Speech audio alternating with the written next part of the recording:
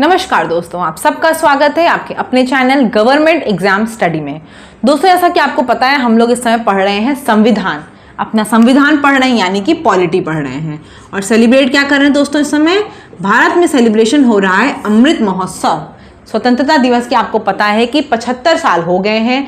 1947 में भारत आज़ाद हुआ था और आज आपका जो चल रहा है वो 2022 है। इसी 75वीं वर्षगांठ के रूप में हर जगह अमृत महोत्सव का सेलिब्रेशन हो रहा है। आप सभी भी ज़रूर इसमें भागीदार होंगे। सभी ने तिरंगा, जो घर घर तिरंगा वाला वो चल रहा है, उस मुहिम में आप सभी ने पार्ट जरूर लिया होगा क्योंकि हर जगह हर शहर में इस समय ये मुहिम चल रही है। हम लोग इसी के अंतर्गत कुछ और नहीं कर रहे हैं, हम लोग क्या कर रहे हैं, संविधान की पढ़ाई कर रहे हैं। संविधान कैसे बना, क्या हुआ। कल तक दोस्तों हम लोगों ने भाग 1 पढ़ा था।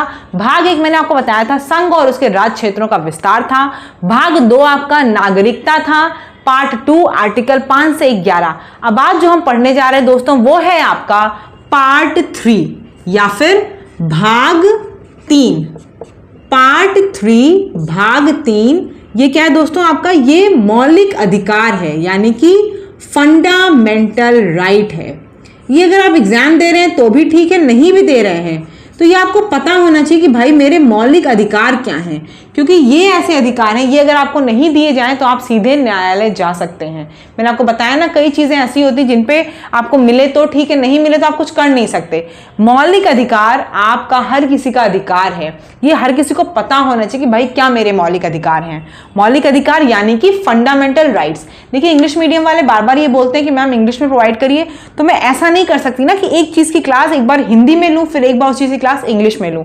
क्या कर सकती हूँ, वो यही कर सकती हूँ, मैं यहाँ पे जब बताती चलूँ तो उसके जो इंपॉर्टेंट वर्ड्स हैं वो मैं इंग्लिश में बताती चलूँ। जैसे कि मैंने बताया पार्ट 3 हिंदी वालों के लिए मौलिक अधिकार और इंग्लिश वालों के लिए उसको बोलते हैं फंडामेंटल राइट्स। फंडामेंटल राइट्स, ठीक है। इसका आर्टिकल क्या है, आपके अनुच्छेद क्या है, ये आर्टिकल है आपका 12 से 35।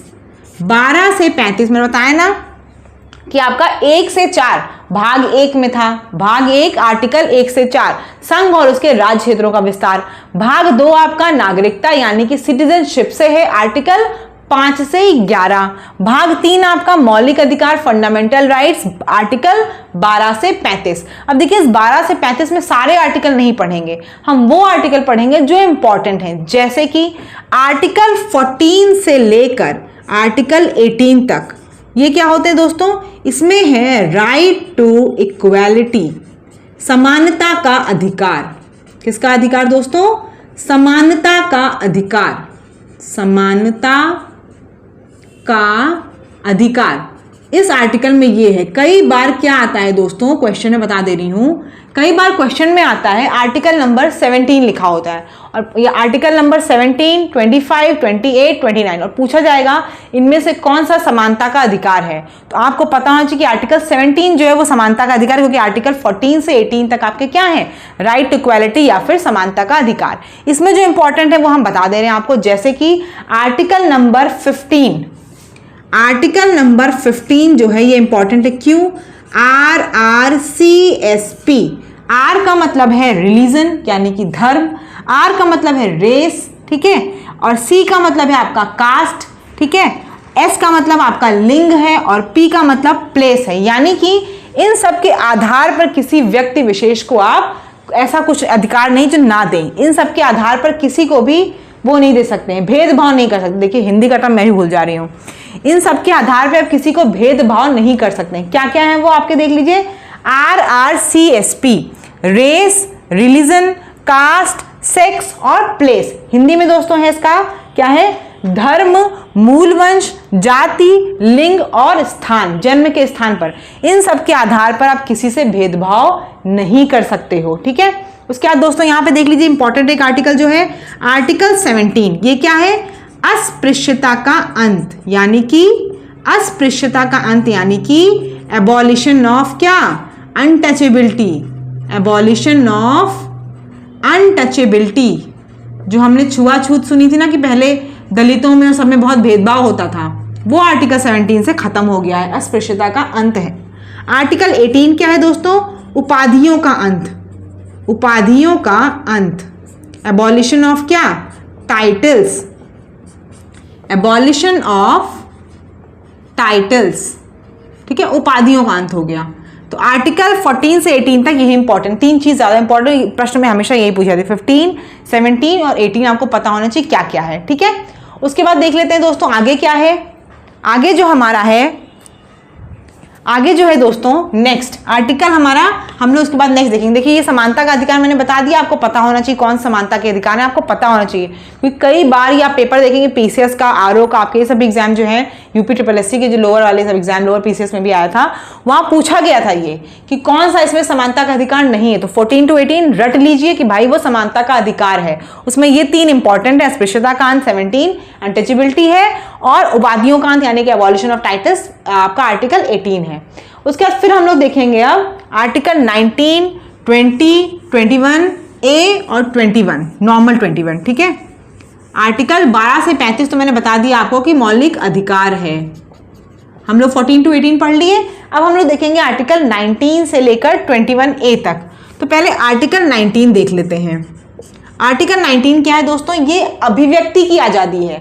अगर आपसे ये प्रश्न आता है ना, कई बार आया कि प्रेस यानी जो आपकी मीडिया वगैरह सब बोलती रहती है, आपको पता है कि मीडिया बहुत ज़्यादा प्रबल है, बहुत ज़्यादा पावरफुल होती है, चाहे आपका अखबार हो, चाहे आपका कोई न्यूज़ चैनल हो, तो वहाँ सब जो ये अभिव्यक्ति की आज़ादी है वो किसके अंतर्गत है, तो वो है आपको आर्टिकल 19 के थ्रू, ठीक है।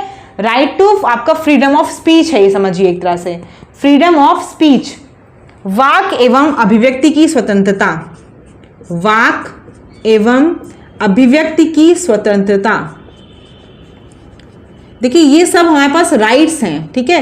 तभी आपको पता है कि इतना हम लोग ट्विटर पे और यहाँ वहाँ कहीं भी कोई चीज़ गलत होती सही होती है हम बोल लेते हैं, भले आगे क्या होता है उससे मतलब नहीं है, लेकिन कुछ होता है तो हम उस गलत के खिलाफ तुरंत आवाज़ उठा सकते हैं। क्यों? क्योंकि हमारे यहाँ हमारे पास मौलिक अधिकार है आर्टिकल 19 कि कुछ गलत है या सही है, जो भी चीज़ आपको बोलनी है, आपके पास अभिव्यक्ति की स्वतंत्रता है, फ्रीडम ऑफ स्पीच है, ठीक है।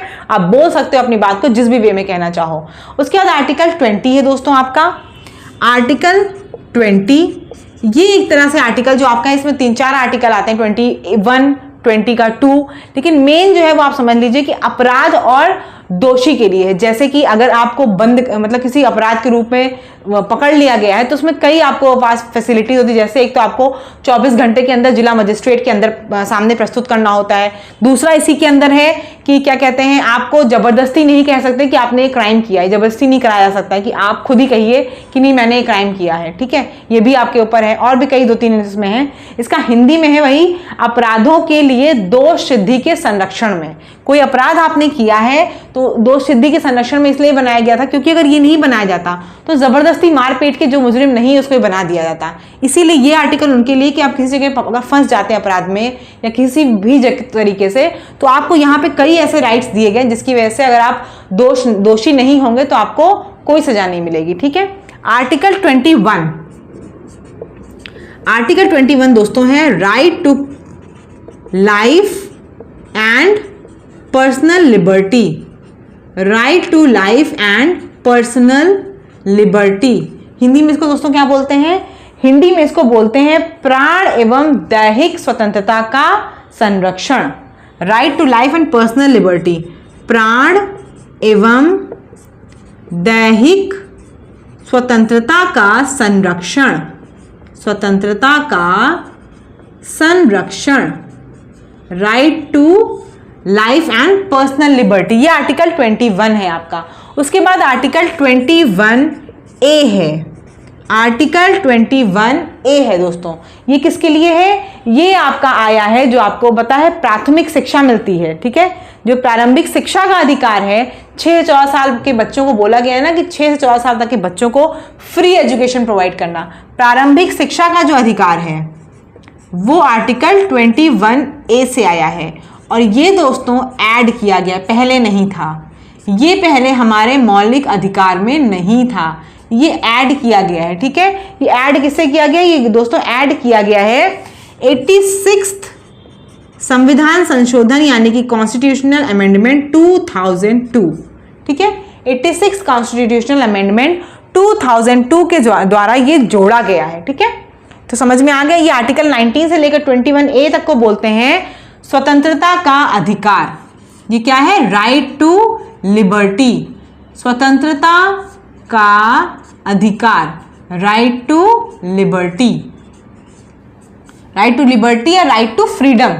राइट टू फ्रीडम, फ्रीडम ज़्यादा अच्छी इंग्लिश है।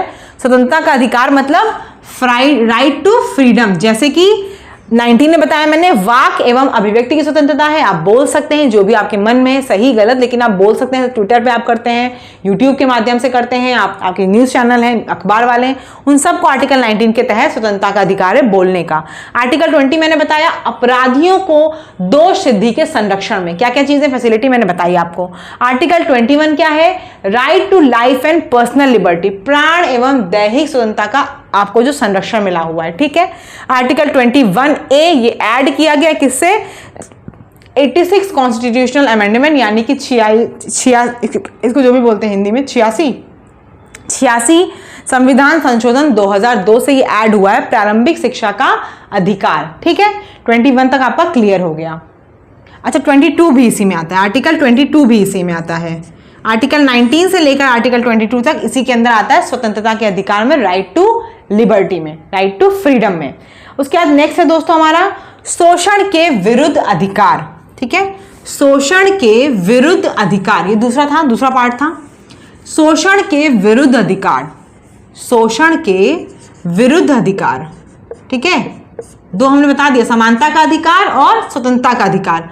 शोषण के विरुद्ध अधिकार, शोषण मतलब क्या होता है दोस्तों? शोषण मतलब आपको पता ही होगा क्या होता है। शोषण मतलब किसी को दबाया जाना, जो ये सब होता है काम, वो सब क्या होता है? शोषण होता है किसी का। तो इसमें आपके सिर्फ दो हैं, 23 और 24। 23 क्या है दोस्तों? आर्टिकल 23 आपका ह्यूमन ट्रैफिकिंग वगैरह से रिलेटेड है, मानव दुर्व्यवहार की उस पर रिलेटेड है। ये ह्यूमन ट्रैफिकिंग इससे रिलेटेड है। ह्यूमन ट्रैफिकिंग मतलब क्या होता है? जो आपको पता है कि पहले क्या होता था, मानव को बेचा जाता था, है ना। अभी भी चल रहा है सब काम, लेकिन क्या है, इन्हीं सबको रोक सकते हैं आप कैसे? आर्टिकल 23 के तहत, ठीक। आर्टिकल 24 क्या है दोस्तों? आर्टिकल 24 है आपका चाइल्ड लेबर। मोटे तौर पे मैं चीज़ें देखिए बता रही हूँ आपको कि एग्जाम में आए तो आप कर लीजिए। हम इसकी एग्जैक्ट वो चीज़ें लैंग्वेज नहीं बता रहे जो पॉलिटी में लिखी हुई, लक्ष्मीकांत में लिखी हुई, वो नहीं बता रही हूँ मैं आपको। वो लैंग्वेज बताई जो आपको समझ में आ जाए। जैसे आर्टिकल 24 चाइल्ड लेबर, यानी कि बालकों को, जो कम उम्र के 14 साल से कम उम्र के बालक, इनको कारखानों में या किसी और जगह काम करने के संरक्षण में यह अधिकार दिया गया है। तो ये शोषण के विरुद्ध अधिकार हैं आपके।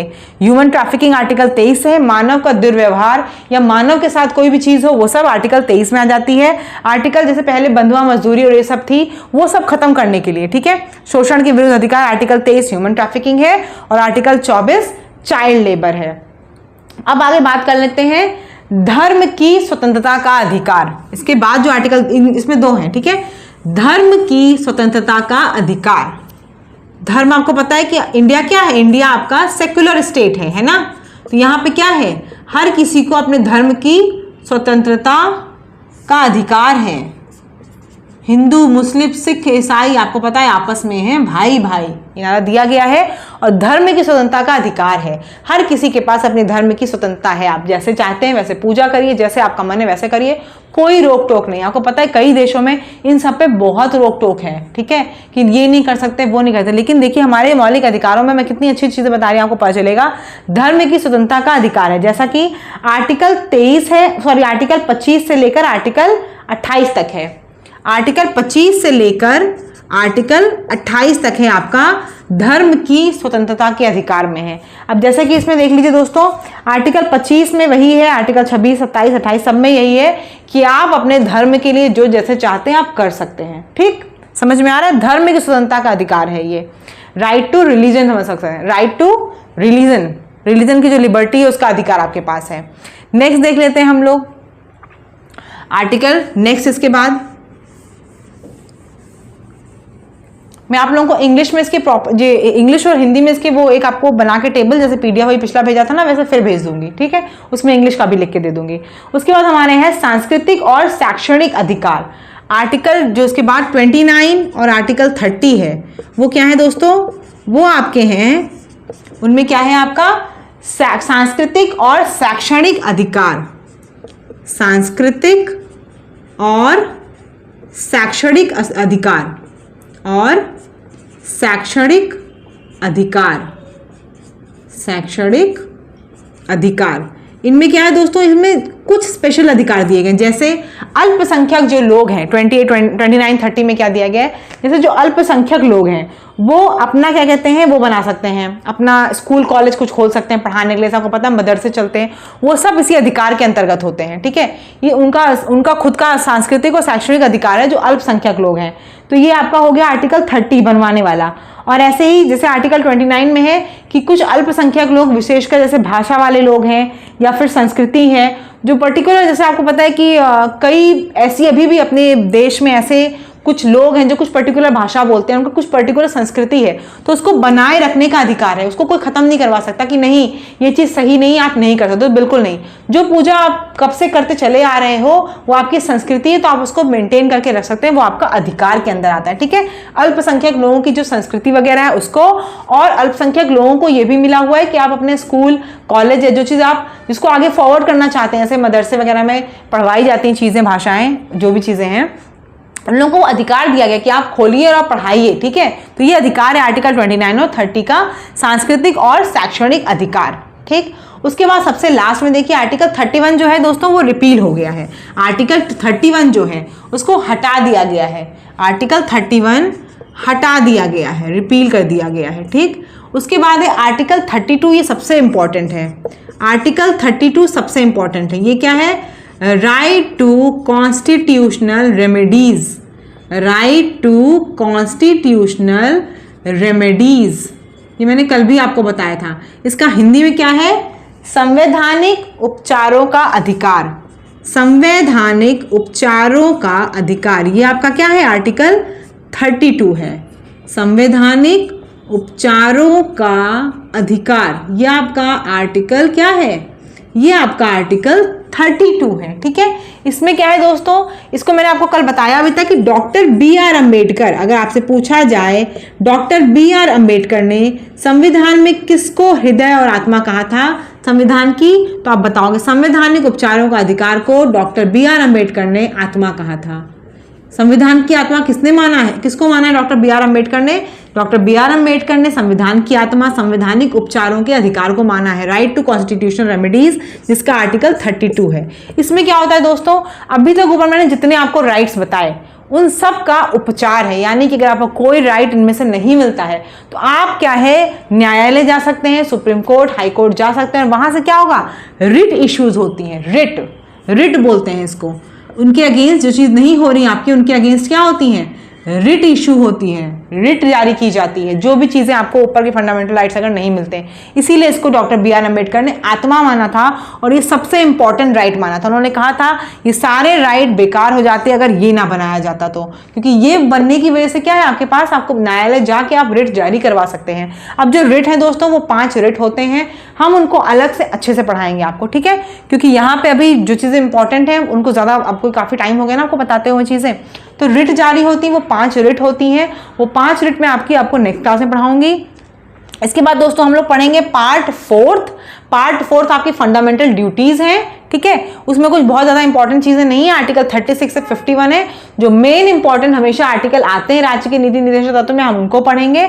और उसके बाद पार्ट 4A आपका पढ़ेंगे फंडामेंटल ड्यूटीज का। ठीक, उसके बाद फिर छोटे छोटे टॉपिक्स हैं थोड़े बहुत, जैसे कि आपको पता है कि आपका न्यायालय वगैरह कैसे बना, कितने उसके आर्टिकल हैं, और थोड़ा बहुत राज्यपाल, मुख्यमंत्री, प्रधानमंत्री, इन सबके आर्टिकल खाली, क्योंकि हम लोगों को ज्यादा अंदर नहीं घुसना, सिर्फ आर्टिकल और बेसिक चीज समझते जाना है कि संविधान में होती कैसी है चीजें, कैसे इलेक्शन होता है, इलेक्शन का क्या आर्टिकल है, कितने लोग उसमें सदस्य होते हैं, कौन चीफ इलेक्शन कमिश्नर बनता है, कितने साल उसकी रिटायरमेंट होती है, ये सब चीजें पढ़नी है और यही हम पढ़ेंगे खाली। ठीक, तो आज की क्लास में इतना ही है, बहुत ज्यादा लंबी क्लास नहीं कर रही हूँ, इतनी छोटी सी क्लास हो रही क्योंकि आप लोग भी इस समय सेलिब्रेशन चल रहा है, दिवाली, वो आप लोगों के रक्षाबंधन वगैरह सब चल रहा है, तो आप लोग सब मनाइए, लेकिन साथ साथ पढ़ाई करते रहिए। चैनल पे नए हो तो चैनल को सब्सक्राइब जरूर कर लीजिएगा। धन्यवाद।